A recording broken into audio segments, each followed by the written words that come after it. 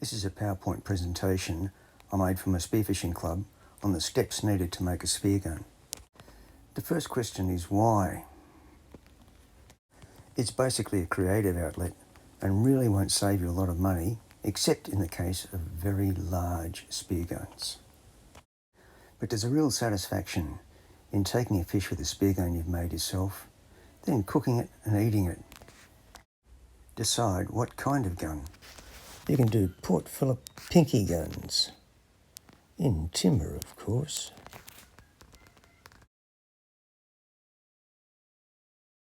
You can do highly manoeuvrable mid-handles.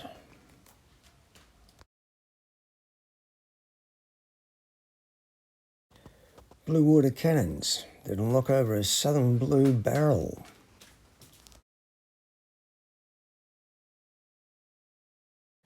And rollers of whatever variety, some large enough to do in a marlin. Of course, with your own stamp, style and features that you want. First, you've got to get the spear. Spears vary. Some are longer than others, but they're not always exactly the length that you might want. American spears have a square notch which engages with the trigger mechanism. European spears have a round notch and a flat top, and this determines the sort of trigger mechanism you can use with them. The tips vary, and this can influence how long they are when they actually get in the gun. The shafts can be different thicknesses, and this will make a big difference to the way you work out the buoyancy in the spear gun. The way they engage with the rubber and the bridle can vary, and this will make a difference to how deep the spear channel will be. Some connect to the shooting line on top, others connect to the shooting line at the rear, and this influences the kind of trigger mechanism you might use and the way you're going to lay out your shooting line. Once you've decided on your spear, get a mechanism to match and make sure that it's suitable for the sort of gun, the design of gun you're thinking of building. Then you get your timber. Sometimes I scavenge timber from wherever I can get it, but generally I get it from Bunnings. A guide to what's suitable is what they use for door frames or window frames. Usually my go-to is Tasmanian oak. It's in the indoor rack, kiln dried and dressed all round. Avoid bits that are bent, warped, have big gum inclusions or knots or splits. You've got to glue your timber together. When it comes to glues to use, you've basically got a choice of three. Epoxy's the high-end one, and it certainly works very well. It's favoured by a lot, and it has the name. Polyurethane wood glues seem to work just as well. They're certainly waterproof, and they're more convenient. I'm quite happy with them on my own guns that I built for myself. The new high-end PVA glues, Type 3 glues, claim to be highly water resistant or waterproof and should be able to do the job. I've done a few experimental guns with them, but as of yet I haven't tried them for long enough to be really confident.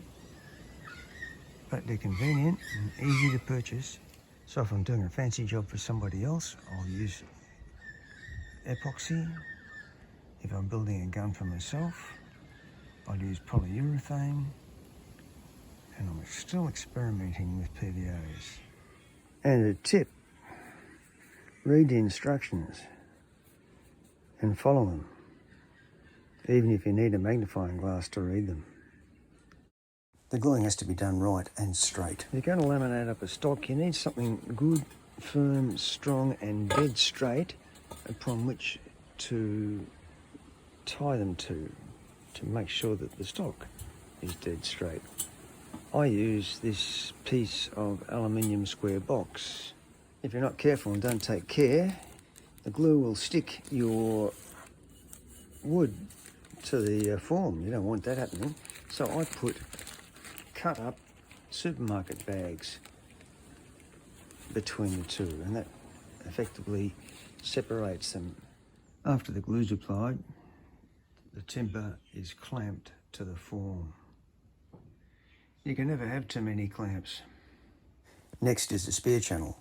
You get your stock, it's all laminated, you clean it up, you square it up, and the next thing to do is to run a spear channel along it, and at the same time to make the pocket for the trigger mechanism. You really need a router to make the spear channel.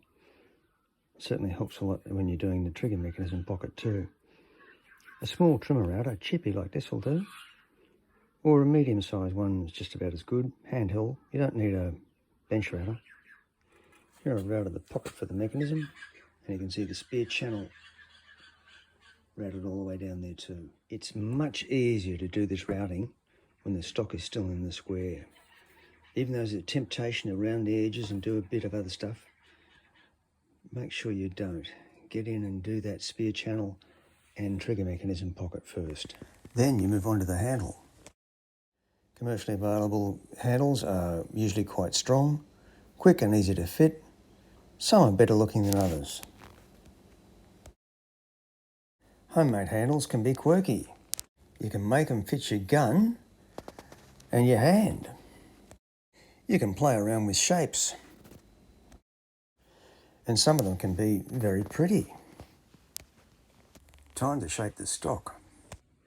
To work on the gun, you often need to keep the edges square. But it really looks a lot better and probably moves through the water better if the edges are rounded. You can use a hand plane to round the edges. You can even use a $2 rasp. But a router with a round over bit in it, with a bearing on it, probably the quickest and easiest way of doing it. Once you've rounded over the corners, it starts to look like a spear gun. You feel as though you're making progress. You want to seal that bare wood against the water. Once I've got the gun shaped and sanded down and smooth and looking good, but before I put it in the water to balance it, I like to seal it. I put the gun outside in the sun, then I bring it inside and use light epoxy. As it cools down, the epoxy is sucked into the timber, so you get a good thick seal on the surface. Then it's ballasting and balance. Ballasting and balancing is when you add lead to a spear gun to stop it floating, to make it neutral in the water. The lead can be in the form of lead shot or in the form of hammered out sinkers or whatever. You might want to leave it open, make a feature of it, or you might want to cover it up with a sliver of wood over the top. Where you position the lead in the gun determines whether the gun's going to be front heavy or back heavy, and this is the balance. After checking it all out in a saltwater pond or rock pool, I chop a hole in the side of the gun, put the lead in, and embed it in clear casting embedding resin. My goal is to get a gun that just sinks and is just a little bit nose heavy. Time to make it smooth and shiny. For a top coat, I use polyurethane floor varnish, 2-pot. It's tough, it's hard, and it's also resistant to the ultraviolet. It doesn't perhaps come up quite as shiny as a nice epoxy coat will, but it's certainly more durable and will last longer, especially if you leave your gun out in the sun a bit. To prepare for the top coats of varnish, it's best to sand down the sealing coat underneath. I use garnet paper, which is a brown paper. I use 120 grit. 120 grit is about as fine as you're going to need. You only find it won't make any difference to the top coat of varnish. Don't use the white paper. This has a lubricant in it which really helps to sand and really helps when you're shaping stuff, but it makes your varnish go on a bit orange peely, so stick with the garnet paper. You can rig your guns however you want. You can use stainless steel for shooting line or mono. You can use flat shooting line keeper plates or stainless pins. I make my own shock absorbers and they're a lot more durable than the ones you buy in the shop. You don't have to have an open muzzle. You can make it with a closed muzzle. You can do it out of wood. You could even make a wooden line clip if you put your mind to it. You can set up your gun with a rifle style breakaway, or the same thing in timber. It's best to shoot targets first. This is the most basic target system that I use. A lump of brick to stick it to the bottom, a bit of cord, and a drink bottle that's partly filled with water. You don't need much water because that'll be enough to float it. Got a slightly fancier arrangement. Piece of garden mesh, bit of dowel at the top to make it float upright. A few stainless steel nuts on the bottom just to hold it flat. And tie in a bit of red stuff here. This just helps me aim for the middle. Really easy to stick on the float, really easy to carry. I can't emphasise just how important this is. You'll learn more in 3 shots than you will in 6 months of spearfishing. Its first scratch might give you grief. It doesn't matter how careful you are. If you're going to use that spear gun on a regular basis, you're going to scratch it, you're going to scuff it. This is a sign that you're using it. The only way to keep it free from any scuffs and scratches is not to use it at all. And that's not what a spear gun's about. What it is about is killing fish, taking a trophy, getting a feed. And you're doing it with a gun that you've built yourself.